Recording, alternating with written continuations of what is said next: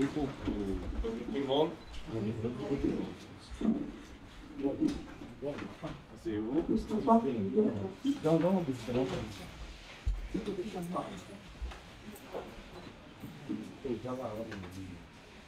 Merci, chers collègues journalistes. Nous allons discuter cette conférence de presse du jour. L'excellence Monsieur le ministre de la Santé publique, Hygiène et Prévoyance sociale, Monsieur le directeur du cabinet du ministre de la Santé publique, Hygiène et Prévoyance sociale, Monsieur le directeur de l'Institut national de santé publique, Mesdames et Messieurs des agences partenaires en santé, chers membres du cabinet, chers invités, chers collègues journalistes à votre vitalité respective, merci d'avoir répondu à l'invitation. Nous convions à la conférence de presse qui parlera essentiellement de l'épidémie de la goitre. Vous êtes sans savoir que la République démocratique du Congo est confrontée à des défis sanitaires majeurs, dont l'apparition récente d'une maladie d'origine inconnue dans la province du Congo.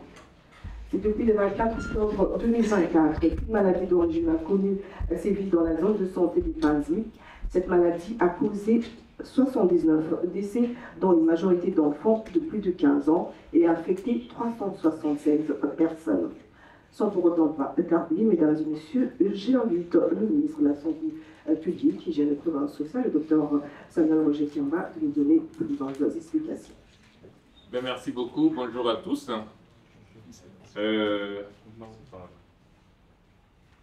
Nous avons, en fin de semaine dernière, reçu une alerte de santé publique venant de la zone de santé de Panzi. Alors, cette zone de santé de Panzi se trouve à peu près 417 km de Kenge. Et donc, c'est vraiment dans les milieux les plus reculés. Et dans un contexte où on a déjà une route très difficile à pratiquer pour y arriver, et surtout en saison de pluie, et on est en plein dedans. Alors, je voulais d'abord donner un petit tableau, une carte postale de la zone de santé pour dire que c'est une zone de santé où on a des enfants qui sont en malnutrition parmi les plus élevés de la République, avec 61% d'enfants qui sont en malnutrition dans cette zone de santé. Comme j'ai dit, elle est très reculée, cette zone de santé, avec une route très difficile, avec souvent des difficultés d'approvisionnement en médicaments à cause de la route et à cause de cette distance très importante. Et donc avec des conditions sanitaires habituellement très difficiles. Dans cette zone de santé, il a déjà été noté il y a 2 ans une grosse épidémie de fièvre typhoïde. Et donc c'est dans ce contexte-là qu'on a noté entre le 20 et le 24 octobre, ça c'est donc l'enquête qui nous commence à nous montrer cette apparition de ce phénomène dont nous allons parler. Et donc, c'est fin novembre, donc l'alerte, un mois plus tard, que l'alerte est donnée et que nous avons donc immédiatement dépêché d'abord le médecin provincial du Congo avec 3 épidémiologistes, avec un laborantin et avec des experts du ministère de la Santé, qui ont mis 2 jours pour arriver sur la zone. Comme je vous ai dit, c'est pour ça que je vais parler de la route. Ils ont mis 2 jours pour arriver sur la zone. Donc nous avons fait une première évaluation le 30, mais cette évaluation était basée sur les rumeurs qui circulaient, parce que l'équipe n'était pas encore arrivée sur la zone. Et nous avons refait une évaluation, cette fois-ci, avec les éléments des équipes qui étaient arrivées sur la zone, le 3. Donc il y a 48 heures, on a refait donc le point. Alors, qu'est-ce qu'il a été donc constaté? Il a été constaté que on a signalé plus ou moins 382 cas de ce phénomène, et caractérisé par, premièrement, la fièvre, deuxièmement, la toux, troisièmement, le nez qui coule, ce qu'on appelle la rhinorrhée, et quatrièmement, des maux de tête et des courbatures. Donc, vraiment un syndrome qui ressemble à un syndrome de grippe. Et avec, pour certains enfants et pour certaines personnes qui sont décédées, une détresse respiratoire, donc des difficultés à respirer qui surviennent suite à, à ces tableaux. Alors, on a noté des décès et on a pu maintenant dire combien sont décédés dans les zones de santé, dans les structures de soins. Et là, il y en a eu 27. 27 sont décédés dans les structures de soins. Encore une fois, comme je l'ai dit, ce sont des structures qui sont très difficiles pour prendre en charge des malades graves en détresse respiratoire. Parmi les 27 qui sont décédés, 10 c'était plus par manque de transfusion, étant donné donc le besoin de transfusion, parce qu'on a noté une grosse anémie aussi comme symptôme de cette maladie. Alors, l'anémie, on est en train d'investiguer pour savoir si, parce que comme la carence alimentaire est très importante, comme les enfants souffrent de beaucoup de paludisme et de beaucoup d'autres pathologies dans ce cas-là, on ne sait pas si l'anémie est causée par le phénomène ou c'est sur terrain d'anémie que le phénomène s'aggrave. Mais en tout cas, sur les 27, il y en a 10 qui avaient besoin de transfusion et qui sont décédés. Maintenant, dans la communauté cette fois-ci, pas dans les centres de santé, mais dans les communautés, dans ce que les gens ont rapporté, ils ont rapporté à peu près 44 cas. Ce qui fait à peu près 71 cas au total de ce qui est réellement noté par les équipes sur terrain. Donc voilà à peu près les chiffres. Alors les 44 cas qui sont dans la communauté, nous ne pouvons pas d'emblée dire que c'est lié au phénomène parce que effectivement il peut y avoir d'autres causes de décès dans la communauté. En tout cas, l'équipe qui est arrivée maintenant est en train de faire la cartographie des symptômes pour que nous puissions bien caractériser ce qui se passe. Et a fait aussi des prélèvements. Encore une fois, il faut les ramener cette fois-ci, ces prélèvements vers Kikwit pour le laboratoire. Vous comprenez donc comment est-ce que ce sont des zones très très éloignées. Et donc pour pouvoir avoir les résultats éventuellement trouver la cause. Nous sommes en train de discuter avec tous les spécialistes, notamment avec ceux de l'INRB, avec tous ceux qui ont géré les épidémies, pour voir un peu quelles sont les premières hypothèses que nous pouvons émettre. Alors, on est déjà plus ou moins dans l'affirmation que c'est respiratoire, parce que les gens décèdent dans un tableau de détresse respiratoire. Respiratoire avec un tableau de départ qui ressemble, comme je l'ai dit, à un tableau qu'on peut retrouver dans une grippe. Ça, c'est la première chose qu'on peut déjà dire dans les hypothèses. Hein. La deuxième chose qu'on peut dire, c'est que la période, ça commence en octobre, nous sommes maintenant en décembre, eh bien, c'est la période de la grippe saisonnière qui commence d'octobre à mars. Et avec un pic en décembre. Donc, est-ce que c'est une grippe saisonnière sévère avec, sur un tableau des gens fragiles à cause de la malnutrition, à cause de l'anémie, à cause des autres maladies, ou est-ce que c'est un autre germe? On va le savoir avec les résultats. Mais ça peut être une des premières hypothèses, que ce soit vraiment une grippe saisonnière sévère qui touche la zone. Encore une fois, je dis que c'est des hypothèses en attendant les résultats de prise de sang, enfin les résultats de prélèvement. On a imaginé, est-ce que ça peut être Covid? Alors, le taux de mortalité qui est autour de 7,5-8% nous fait penser peut-être que ce n'est pas Covid. Parce que Covid n'a pas ce taux de mortalité. Cependant, c'est dans une zone où les gens sont très fragiles. Donc, ça peut aussi être possible que ce soit un virus de ce type-là sur des personnes fragiles. Est-ce que c'est un autre germe? On ne le sait pas encore. On va le savoir très rapidement. En tout cas, avec tous les experts avec lesquels nous discutons, il nous semble que c'est quelque chose que l'on peut éventuellement contenir localement si nous avons la confirmation de ce qui se passe. Voilà à peu près la situation de cette maladie. Donc, on n'est pas à 179 morts, on n'est pas à 200 morts, mais voici les éléments de l'équipe qui est arrivée sur terrain. Hier, j'ai reçu le caucus des députés de Kwango. Donc, tous les députés de Kwango sont venus pour qu'on fasse le point. Et ce que je viens de vous dire ici, je l'ai répété donc aux députés du Kwango hier.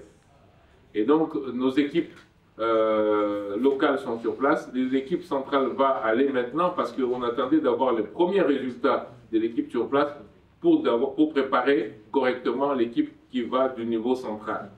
Mais cette équipe est déjà prête à partir et donc on va avoir plus d'éléments pour ce qui se passe là.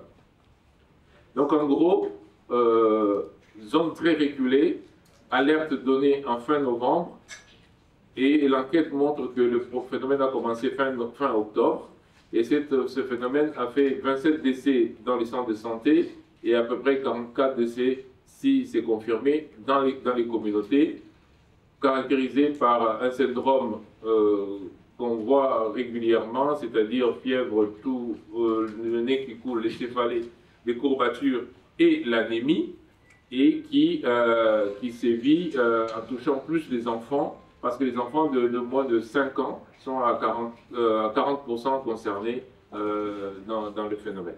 Voilà à peu près la situation à ce jour de ce qui se passe dans le Congo. Peut-être qu'on va laisser les gens qui veulent avoir plus de précision poser des questions. Voilà, merci. Juste avant de commencer le question de je voudrais demander au directeur de l'articulation de santé publique, M. Djedoumima Bagazadi, s'il a 2 ou 3 choses à rajouter avant que l'on fasse des questions de Merci à ajouter à ce qui vient d'être dit.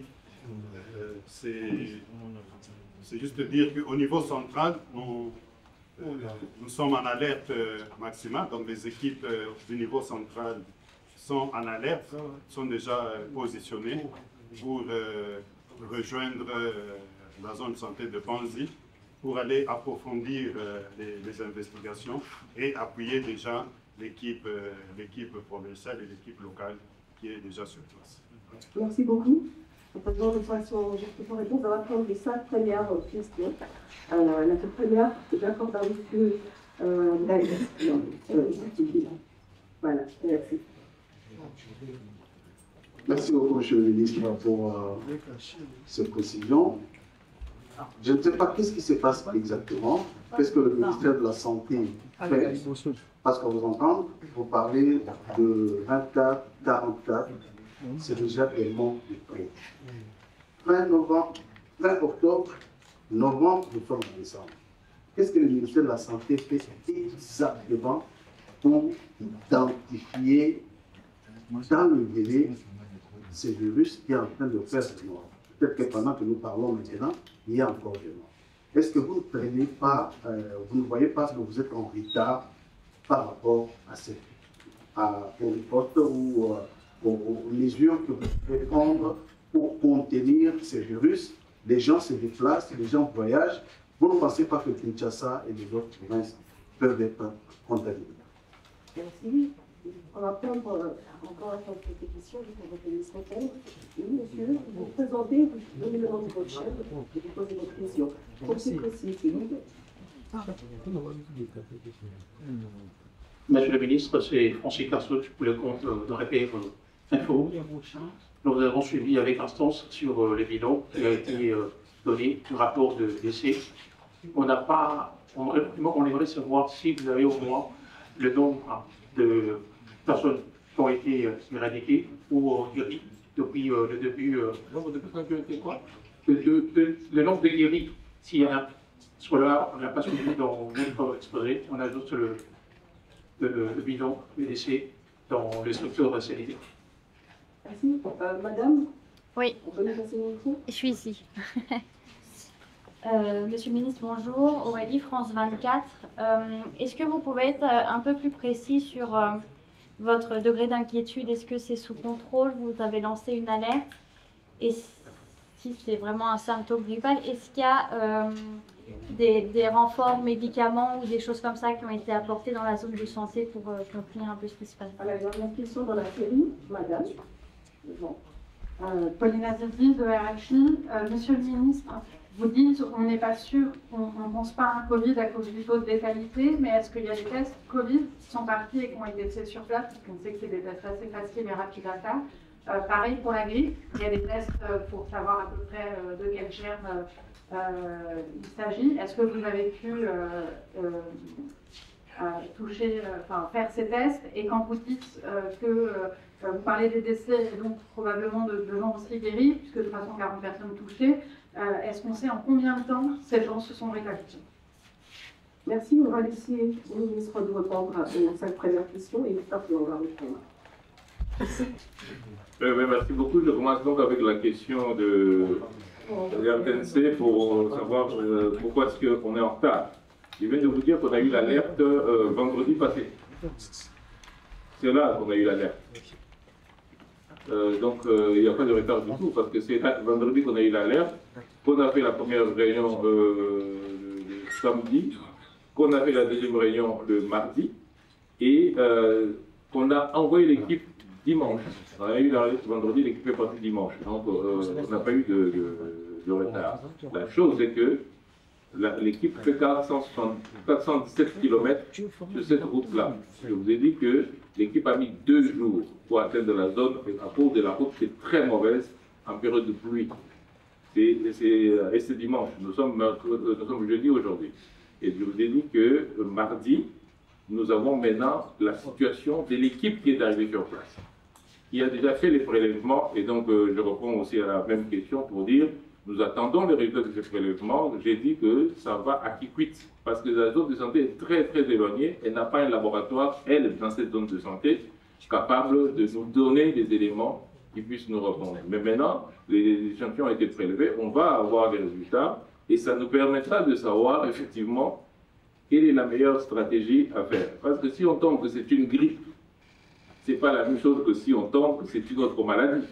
Et donc c'est ça qui est important pour nous, c'est le diagnostic. Ce n'est pas qu'il fallait déjà alerter, protéger les autres provinces, on va les protéger de quoi? On veut d'abord savoir. Et 3-4 jours, ce n'est pas du retard. Et grâce justement au pouce, parce que vous savez, quand on réagit à une situation, la vraie question c'est le niveau d'alerte que nous nous donnons. Nous on a mis l'alerte maximale. Nous on a mis l'alerte maximale. Mais l'alerte maximale, ça veut dire apprécier correctement la situation. Toutes les équipes sont en train d'apprécier la situation pour savoir quelle est la maladie qui est là. Ça, c'est la première chose. Et donc, la deuxième chose, c'est que le nombre de guéris, parce que c'est la question qui est posée, nous avons évalué le nombre de personnes qui ont été signalées. Et le nombre de personnes qui ont été signalées, je vous dis, c'est 382. Et je vous ai dit que dans les centres de santé, il y a eu 27 morts. Sur les 27 morts, je vous ai dit qu'il y en a 10 qui sont morts parce que c'était un besoin de transfusion dans cette zone de santé très éloignée. Ça, c'est le relevé que l'équipe qui est partie fait sur le terrain. La communauté, c'est-à-dire maintenant, dans la population, on signale qu'il y a, depuis le 24 octobre, si on compte le nombre de décès, on est autour de 44. Sauf que ça, c'est ce qui est rapporté par la communauté. Rapporté par la communauté, ce n'est pas évalué médicalement pour savoir si tout ça est lié au même phénomène. Mais nous considérons, de manière générale, que c'est lié. C'est pour ça que nous disons 44. Et maintenant, qu'est-ce qu'on remarque d'autre? On remarque d'autre que ça touche plus les enfants. Et les enfants de moins de 5 ans, qui sont déjà fragiles, comme je viens de vous dire, à cause de la malnutrition. Donc, le nombre de guéris, c'est la différence entre les 382 et les décès qui sont rapportés. Et donc, on est à plus de 300 guéris. On a plus de 300 guéris si on considère ça. En combien de temps ils sont guéris? C'est l'investigation qu'on fait. Parce qu'on nous a dit, voilà, celui-là était malade. Maintenant, l'équipe qui est sur place, et c'est ça l'évaluation qu'on fait, va nous dire, celui-là, il a été déclaré malade à telle date. Finalement, les symptômes ont disparu à telle autre date. Ça va nous permettre d'avoir une idée précise de la durée des symptômes. Et donc, par rapport au degré d'inquiétude, ça c'est la question de France 24, je dis bien que nous on met l'alerte au maximum. Est-ce que c'est Covid? J'ai dit que je ne sais pas si c'est Covid. Mais la première tendance nous ferait penser que ce n'est pas Covid. Mais encore une fois, Covid sur un terrain fragile peut tuer plus. C'est pour ça que nous disons, nous attendons les résultats de prélèvement pour préciser ce qui se passe. Mais cette zone de santé, comme je l'ai dit, a déjà eu des épidémies grave, il y a 2 ans, c'était la fièvre typhoïde, dans cette zone de santé-là. C'est pour ça qu'on se dit, il faut qu'on donne une réponse précise, on ne peut pas vous dire, oui, c'est telle maladie. On vous donne la chronologie des choses. Nous avons été alertés le week-end dernier, et tout ce que je vous dis là, c'est dans les 4 jours qui se sont passés. Donc voilà à peu près la situation. Et combien de temps pour le rétablissement? Encore une fois, c'est l'enquête sur place qui va nous dire combien de temps les gens prêtent pour le rétablissement. Est-ce que c'est une grippe? Tout ce qu'on peut dire, c'est que nous sommes dans la période saisonnière où la grippe frappe. Et à Kinshasa, il y a beaucoup de cas de grippe qui sont documentés. Et ce que je vous dis là, c'est les résultats que nous discutons avec l'INRB parce que c'est prélevé. Et on se pose la question, est-ce que ce n'est pas la même grippe, mais dans une zone très fragile?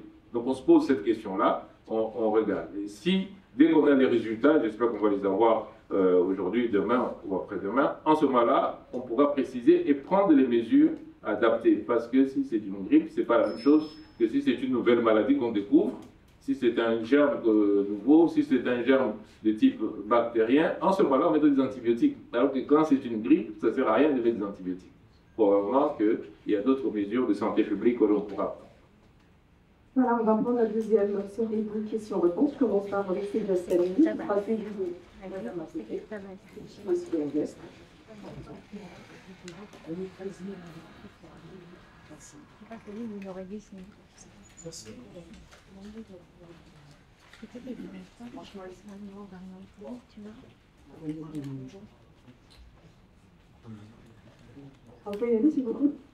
Ça marche pas, c'est bon.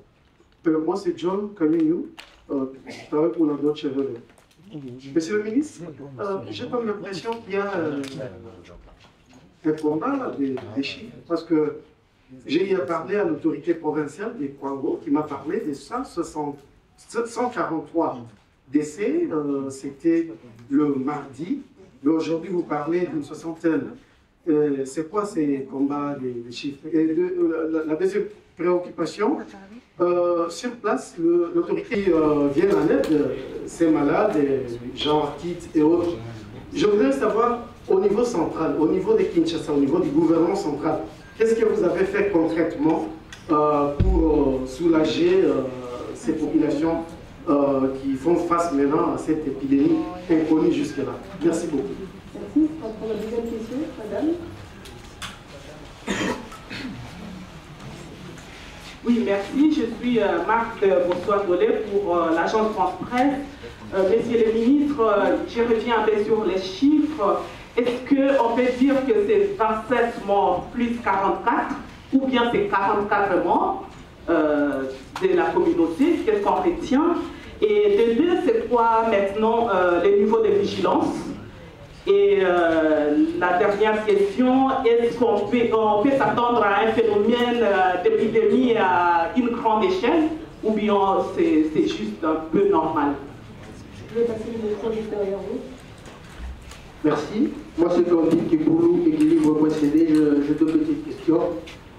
Y a-t-il des efforts particuliers pour sensibiliser les populations locales aux symptômes de cette maladie? Parce qu'on sait que cette population n'est pas assez informée. La deuxième, vous n'avez pas fait mention dans votre communication, mais sur l'affiche, on voit l'évolution de l'épidémie de Pons. On peut en savoir. Vous êtes arrivé en retard, je vous arrivez à la première question, parce que par rapport à l'épidémie de Pons, on a annoncé.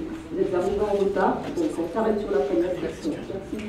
Vous passez la toute dernière question de la série, vous passez le micro à une dame. Voilà. Merci. Merci beaucoup, Monsieur le ministre, pour toutes ces précisions. Je suis Dora Kabadi de Six Télévision. Vous aviez parlé ici tout à l'heure que c'était sur base des hypothèses. Vous avez donné toutes ces précisions. Je me demande la question, sur quelle base alors de traitement que cela se fait?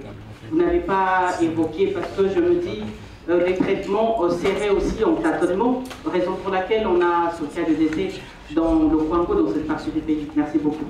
Merci.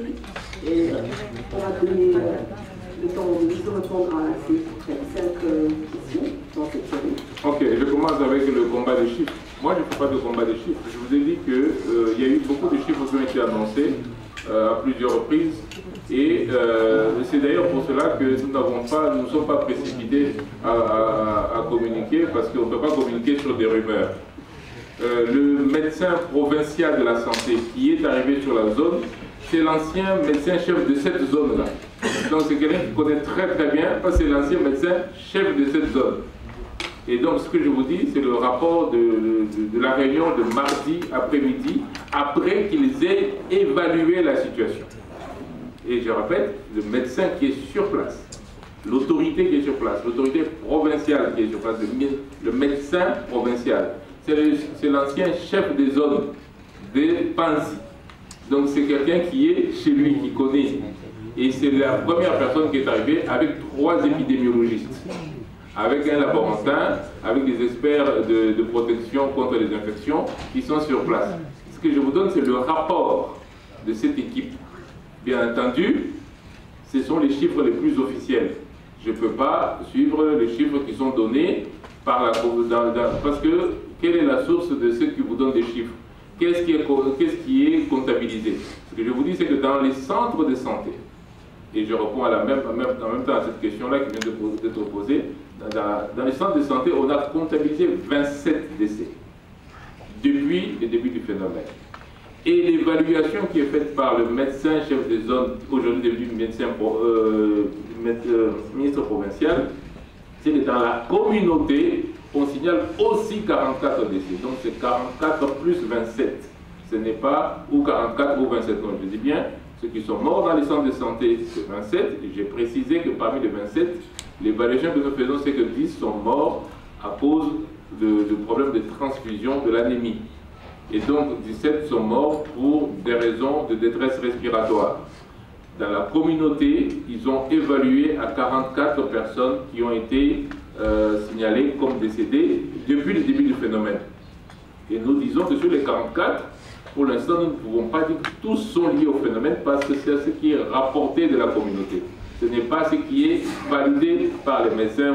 C'est quand une famille dit « nous, on a perdu quelqu'un ». Ils présentaient aussi les mêmes symptômes. Nous prenons ça comme cas que nous comptabilisons. Et ça me permet de répondre à cette question qui a posé la question, la personne qui a posé la question sur quel est le niveau d'inquiétude, le niveau d'alerte. J'aimerais préciser que nous sommes en alerte maximale. C'est-à-dire que nous considérons que c'est un niveau d'épidémie que nous devons surveiller de manière maximale. Maintenant, les partenaires sont sur place, les partenaires soulagent, oui, mais je viens de vous dire que dès que nous avons eu l'alerte, l'équipe est partie. Et nous avons tout ce qu'il faut pour répondre à une épidémie. Nous avons tout. Nous avons une protection contre les infections, nous avons un médicament, mais il nous faut faire le diagnostic. On ne peut pas commencer à distribuer les médicaments en disant ok, on va donner les antibiotiques à tout le monde, on va vacciner tout le monde, sans d'abord faire le diagnostic. Donc c'est pour cela que je ne peux pas répondre à la question de savoir comment est-ce que vous protégez déjà la population, pourquoi est-ce que vous ne donnez pas les médicaments.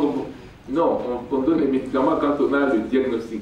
Je répète, si c'est une infection bactérienne, si on trouve que c'est un microbe qui peut nécessiter des antibiotiques, en ce moment-là on met les antibiotiques. Si c'est un virus, contre les virus, les antibiotiques ne servent à rien. Donc, en ce moment-là, on met les mesures de protection, on soutient les malades parce qu'ils ont besoin d'oxygène, ils ont besoin de cela, mais on ne met pas d'antibiotiques. Donc, le traitement est adapté au diagnostic. Et le diagnostic, c'est ce que nous attendons. Je vous ai dit que les échantillons qui ont été prélevés vont maintenant à Kikwit. C'est pour vous montrer la distance entre l'endroit et la possibilité d'avoir le diagnostic. Donc, maintenant, est-ce qu'on peut s'attendre à une épidémie à grande échelle? Moi, je ne peux pas répondre à cette question-là parce que je ne fais pas de boule de cristal pour dire ça va être comme ça. Par contre, si c'est une grippe, on va vous dire voici comment ça va évoluer parce qu'on sait comment ça évolue. Si c'est un virus que l'on connaît, Covid ou autre, je ne sais pas, en ce moment-là, on vous dira voici comment ça évolue. Si c'est une bactérie, on vous dira voici comment ça évolue. Donc ça dépend du diagnostic. Et faire le diagnostic d'une épidémie en 3-4 jours, c'est très court. C'est très court, c'est pas... donc je reviens à cette question-là, c'est très court de faire le diagnostic en 3-4 jours, surtout dans une zone très régulée comme ça. Alors, quelqu'un a dit base de traitement, est-ce que vous ne tâtonnez pas? Ben, on ne tâtonne pas. Pour l'instant, toutes les maladies ont deux niveaux de traitement. Le niveau des symptômes que nous pouvons maîtriser. La fièvre, on peut la maîtriser. La détresse respiratoire, on peut maîtriser. Une anémie, on peut transfuser. Ça, c'est le niveau général. Maintenant, il y a le niveau spécifique, c'est-à-dire quelle est la cause de la maladie. En ce moment-là, on adapte le traitement. Donc, il n'y a pas de tâtonnement, c'est adapter le traitement en fonction du diagnostic. Voilà, on va prendre la dernière série, mais qui sera suppléée de 2 questions sur le mpox. C'est pour répondre au monsieur qui parlait. On avait dit avant de commencer qu'on se focalisait sur l'épidémie du poids-lourd, mais après, on pourrait avoir 2 questions sur le mpox, parce que je ne fais pas ça le but d'aujourd'hui. Alors, on va prendre, voilà, monsieur en chemise blanche. Vous présentez votre média et vous posez la question. On peut donner le micro, Bonjour Monsieur le Ministre, Jordi Botoule de la Congo Web Télévision. J'ai 2 petites questions. La première, c'est de savoir, avez-vous déjà identifié ou diagnostiqué clairement si c'est quelle épidémie? Ça, c'est la première question. Ce qui est mal faire. La deuxième question, et comment prescrivez-vous le médicament? Chers collègues, s'il vous plaît. Comment prescrivez-vous le médicament si vous n'avez pas clairement identifié si c'est quelle épidémie? Merci. On sait déjà. Le micro, vous avez le micro? Mais je viens juste de répondre à cette question. Est-ce que vous avez suivi la réponse ou... Parce que je venais juste de répondre à ça. On va prendre 5 questions, parce que celle-là, on y a répondu. On prend 5 questions, on commence par M. Cheminois.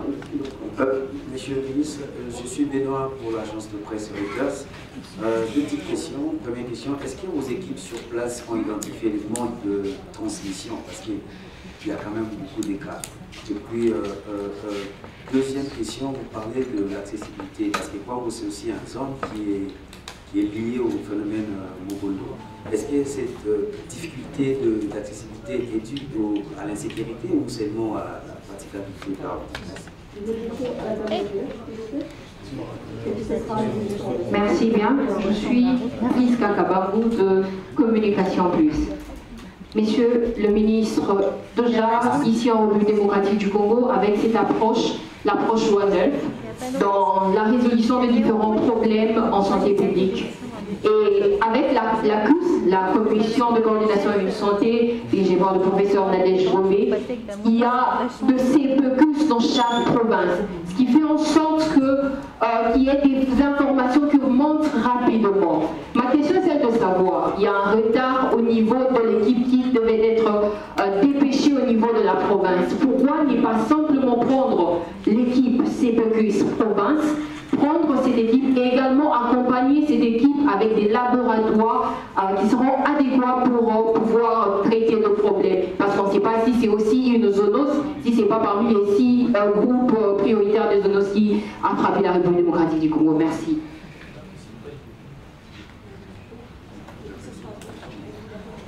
Monsieur le ministre, bonjour. Je m'appelle Patrick Andingolo de la Grandeur Active. Je voudrais avoir une réponse par rapport est-ce que les structures de santé sont-elles équipées pour faire face à cette épidémie? Disposent-elles des médicaments ou du matériel nécessaire? Et la deuxième question, je voudrais savoir aussi quelle est la coordination entre les différents acteurs impliqués dans la réponse à cette crise? Merci. Bonjour Monsieur le ministre. Je suis Jean-Yves Kamali de l'association de presse. Ce matin, nous avons discuté avec un membre du cadre de concertation de la société civile du Congo et il nous a dit que non, cette maladie se transmet déjà dans une autre centre de santé de Kakenda, en dehors des bases. Est-ce que pouvez-vous nous éclairer sur ça? Alors, on va prendre 2 questions sur le mpox et on va s'arrêter.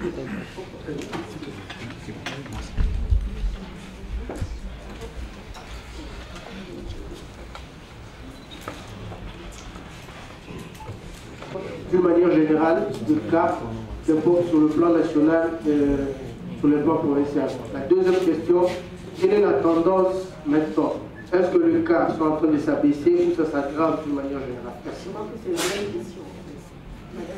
Oui, pour les imports, et aussi aux messieurs de l'Institut de santé publique, est-ce qu'on va gérer les deux épidémies? Parce que l'autre épidémie inconnue, l'épidémie mystérieuse avec les imports, et est-ce qu'on sait déjà où est-ce qu'on en est avec les vaccins? Parce que les vaccins japonais, on ne dit toujours rien. Et dans le Congo, avec imports, cette nouvelle épidémie, comment vous comptez gérer? Qui gère quoi? Merci. Ce sera pour les questions aujourd'hui. Bon, je disais donc au premier intervenant que je venais juste de répondre si on a identifié, si on a... Donc je venais juste de répondre à la question, je ne vais pas revenir dessus. Alors c'est pareil pour le mode de transmission. Ce que je vous ai dit dès le départ, c'est que ça ressemble à une maladie de type respiratoire. Je dis bien, ça ressemble. Encore une fois, on est à 4-5 jours de l'alerte. Donc ne pensez pas, en 4-5 jours, on peut déjà identifier, savoir comment ça se transmet, savoir comment est-ce qu'on protège les gens. C'est difficile de répondre à ça en 4-5 jours de l'alerte. L'alerte est arrivée vendredi soir et donc disons samedi matin. Et c'est là que nous avons commencé à réagir. Donc ça fait 4-5 jours de l'alerte. Donc pour vous dire quel est le mode de transmission, je n'ai pas envie de vous mentir. Est-ce que c'est une maladie de transmission par l'eau? Est-ce que c'est une bactérie qui se transmet par l'eau? Est-ce que c'est une maladie de transmission respiratoire par la toux? Je ne peux pas encore répondre. Il faut qu'on identifie, je répète encore, il faut qu'on identifie le germe.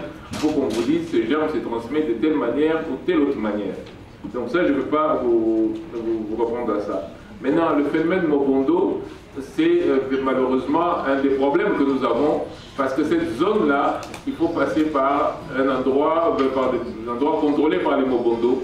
Et donc d'ailleurs, on a eu des difficultés de décider est-ce qu'on va par les airs, est-ce qu'on va par la route et tout ça, parce que justement, il y a ce phénomène-là de Mobondo. Mais ça, c'est une complication qui n'a rien à voir avec la santé, c'est des problèmes de sécurité. Donc ça, je ne peux pas vous dire que c'est une bonne chose, mais c'est une réalité. Alors, approche de Noël, oui, mais encore une fois, il faut y arriver. Ce n'est pas qu'on peut... les gens de One Health, ils sont sur place. D'ailleurs, il n'y a pas le réseau à Panzi. Donc, ils ne peuvent même pas y arriver. Donc, l'idée, c'était d'abord d'y arriver, de prélever et de savoir quelle est l'origine. Zoonose, je ne sais pas si c'est une zoonose. Est-ce qu'il y a des animaux qui font ça? Je ne peux pas vous répondre encore. Il faut, encore une fois, laisser qu'on identifie le germe, qu'on identifie la cause. En ce moment-là, on pourra vous dire, cette cause ici, ça se gère de cette manière. Mais malheureusement, tant que je n'ai pas cette réponse-là, je ne peux pas vous répondre que c'est une zoonose. Il faut que ce soit One Health qui gère, qui arrive rapidement. One Health va passer par la même route. Il ne peut pas arriver plus vite. Et d'ailleurs, le réseau n'est pas là.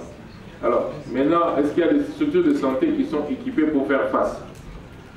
De manière générale, vous savez que le système de santé est assez faible dans nos milieux ruraux. Donc je ne veux pas vous dire que les structures de santé sont assez fortes pour gérer, notamment pour gérer des détresses respiratoires. Il y a besoin d'oxygène, il y a besoin éventuellement des respirateurs, donc ça veut dire des courants électriques, des services de réanimation, des choses comme ça. Je ne peux pas vous dire que les structures de santé dans les milieux ruraux sont adaptés pour gérer des complications sévères des épidémies. Mais par contre, pour la surveillance, pour le testing, pour la protection contre les infections, pour la prise en charge des médicamenteuses, toutes nos structures sont capables de faire et nous les renforçons. Je vous ai dit que nous avons tous les dispositifs, mais on ne va pas prendre tout et ramener. On doit savoir quel genre de dispositif on amène en fonction de la maladie qui est là. Si c'est une maladie diarrhéique causée par l'eau, on n'amène pas les mêmes choses que quand c'est une maladie respiratoire, on a besoin d'avoir des petits extracteurs d'oxygène. Ce n'est pas du tout la même chose. Donc, c'est vraiment le diagnostic qui nous permettra de donner des réponses à ce genre de questions. Alors, coordination, j'ai dit que, premièrement, c'est le niveau provincial qui intervient. Et le niveau provincial est parti dimanche et a pris 2 jours pour arriver, lundi soir, et nous avons fait la réunion mardi. Donc le niveau provincial est arrivé. Mais le niveau provincial est en coordination avec le niveau central. Je vous ai dit que l'INRB a déjà apprêté l'équipe qui part, le COUSP, le centre d'opération d'urgence, a déjà apprêté l'équipe. Il fallait nous avoir les premiers éléments pour bien calibrer l'équipe qui part. On n'envoie pas des gens juste comme ça en disant on a appris qu'il y a des morts, allez-y. Non, on calibre l'équipe et on envoie en fonction de ce qui se passe. Alors, c'est la même chose, la transmission. Pour vous dire, c'est une transmission respiratoire, transmission digestive, une transmission par les mains sales. Je ne vais pas encore répondre à cette question. Alors, est-ce qu'on peut gérer deux épidémies à la fois? On peut gérer, on n'a pas le choix. Est-ce qu'on va dire, non, non, ne gérons pas, non, on n'a pas le choix, on doit gérer. Vous savez que nous gérons en même temps choléra, nous gérons en même temps rougeole, nous gérons en même temps poliomyélite. C'est parce qu'on parle beaucoup d'impox, mais nous gérons plusieurs épidémies actuellement. Et la RDC a quelque chose, a une bonne expérience pour gérer les épidémies. Ça me permet d'ailleurs de répondre à la question sur la tendance d'impox. Nous faisons dans cette salle tous les lundis des réunions stratégiques pour voir où est-ce qu'on en est avec impox, où est-ce qu'on va avec impox. Et donc nous avons des résultats que nous communiquons, et moi je le fais au Conseil des ministres chaque vendredi. Je vous donne juste sur les 2 dernières semaines. La semaine 47, je pense, on était à 849 cas, et la semaine 48, on est à 430 cas à peu près. Donc, impox pour l'instant, nous ne sommes pas dans l'explosion qu'on aurait pu craindre. Parce qu'on voit encore des endroits, des zones de santé, notamment parce que la question a été posée aussi, dans les provinces que nous appelons hotspots, là où il y a le plus de cas. Le Sud Kivu, l'Équateur, la Chopa, le Sankuru, le Bazuélé, là on voit encore des cas qui montent. Maintenant, quand on regarde au niveau global, c'est ce que je viens de vous dire, pour la dernière semaine, on était à 439 cas, je pense, ou quelque chose comme ça, contre 800 quelque chose de la semaine précédente. Encore une fois, ce n'est pas une tendance, c'est semaine par semaine. Maintenant, quand nous regardons depuis la semaine 39 ou 40 jusqu'à aujourd'hui, c'est la stabilité vers le bas. Donc, on voit plutôt que mpox, le nombre de cas suspects qui nous sont rapportés et sont un peu plus bas que quand on était vraiment dans le pic.